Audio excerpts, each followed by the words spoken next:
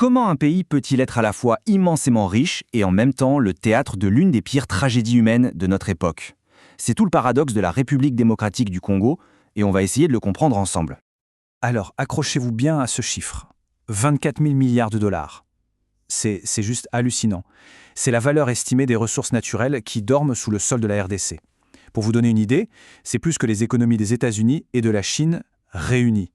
Une richesse absolument colossale. Et voilà le paradoxe dans toute sa brutalité. D'un côté, cette montagne d'argent potentiel. De l'autre, le conflit le plus meurtrier depuis la Seconde Guerre mondiale, avec 5,4 millions de victimes. Le lien est évident, non? Cette richesse, au lieu d'être une bénédiction, c'est elle qui alimente la guerre. C'est devenu une véritable malédiction pour le peuple congolais. Alors maintenant, on va zoomer. On va passer des grands chiffres à la réalité du terrain, à ceux qui sont tout en bas de l'échelle, les mains qui creusent. On va voir quel est le coût humain réel qui se cache derrière notre monde moderne. Écoutez bien cette phrase. Elle décrit parfaitement le quotidien des mineurs artisanaux qu'on appelle là-bas les creuseurs. On est à des années-lumière des bureaux de la Silicon Valley et pourtant, c'est leur travail qui fait tourner notre monde numérique. Il serait près de 200 000 à travailler comme ça dans les gisements de cobalt. Attention, on ne parle pas d'employés de grandes compagnies minières, non.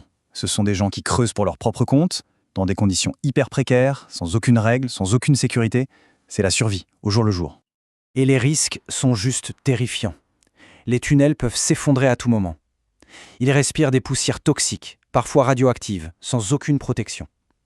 Il y a la violence des forces de sécurité, les abus, le travail des enfants y est monnaie courante. Et le plus fou dans tout ça, c'est que ce sont eux, dans ces conditions, qui extraient le cobalt qui se retrouve dans les batteries de nos smartphones et de nos voitures électriques. Ok, donc on a compris, ce ne sont pas les mineurs qui s'enrichissent. La question, c'est qui alors? Qui profite de tout ça? Pour le savoir, il faut regarder plus haut, au niveau de la compétition mondiale, pour s'arracher ses ressources. Et là, un acteur sort très nettement du lot, la Chine. Les chiffres parlent d'eux-mêmes. Les entreprises chinoises, qu'elles soient publiques ou privées, contrôlent 70% du cuivre de la RDC et la moitié, 50% de son cobalt. C'est juste énorme, et ça leur donne évidemment un pouvoir et une influence considérables sur place.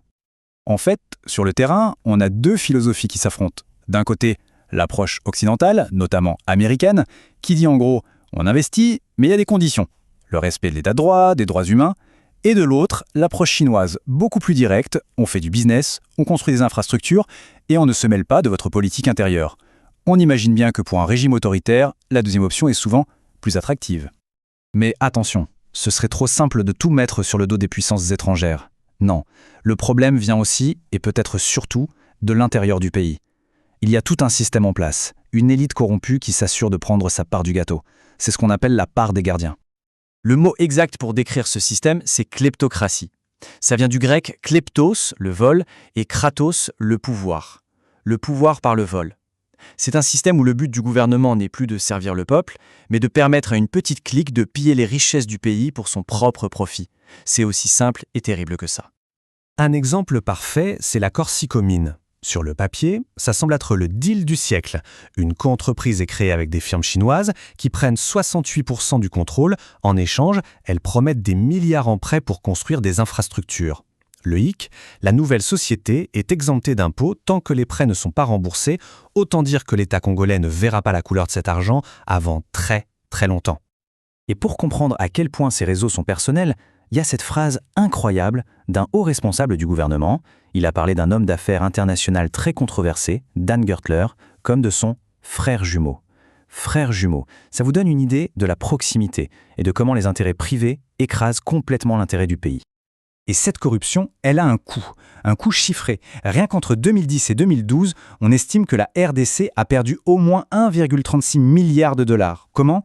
À cause de ventes d'actifs miniers à des prix bradés à des sociétés justement liées à cet homme d'affaires. 1,36 milliard. Imaginez le nombre d'écoles et d'hôpitaux que ça représente. C'est de l'argent volé directement au peuple congolais.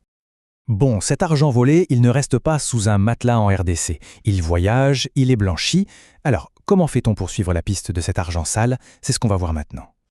En fait, les mécanismes sont assez bien connus. D'après la Banque mondiale, les techniques les plus courantes sont les sociétés écrans, des entreprises qui n'existent que sur le papier, et les simples virements bancaires.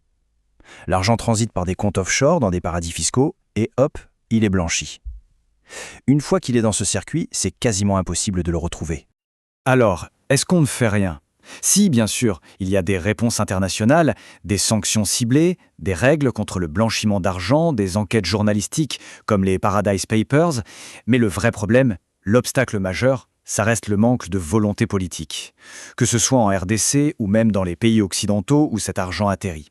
Sans une vraie volonté, toutes ces règles ne servent pas à grand-chose. Quand même, il y a une petite lueur d'espoir. Le gouvernement actuel de la RDC a promis de tout remettre sur la table, de réexaminer les anciens contrats miniers pour que le pays touche enfin sa juste part. C'est un signe positif, mais il faut rester réaliste. Le défi est absolument gigantesque. On parle de démanteler un système de corruption enraciné depuis des décennies. Et tout ça nous amène à une question finale, qui dépasse largement les frontières du Congo. Les ressources naturelles d'un pays peuvent-elles un jour être une vraie bénédiction, plutôt qu'une malédiction ? Le cas de la RDC nous le montre de façon brutale.